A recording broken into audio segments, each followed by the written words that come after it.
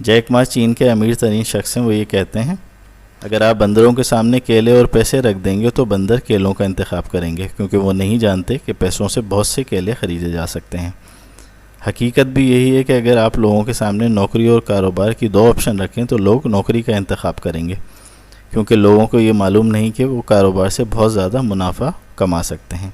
اسی لیے منافع اجرت سے اور سیلری سے ہمیشہ بہتر ہوتا ہے۔ ہمیں بطور پاکستانی چاہیے کہ کاروبار حیات کو اگر بہتر بنانا ہے تو اپنے کاروبار کی طرف توجہ دیں، انشاءاللہ عز و جل کاروبار حیات خود بخود بہتر ہو جائے گا۔ ہمارے ہاں انگریزی نظام حکومت کے دوران تجارت اور کاروبار کے بجائے ملازمت اور نوکری کا رجحان پیدا کیا گیا۔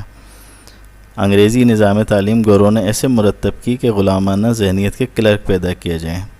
نوکری میں انسان زیادہ خوشحال نہیں ہو سکتا، جبکہ ہمارے دین نے تجارت کو ذریعہ برکت بتایا ہے۔ حضرت محمد صلی اللہ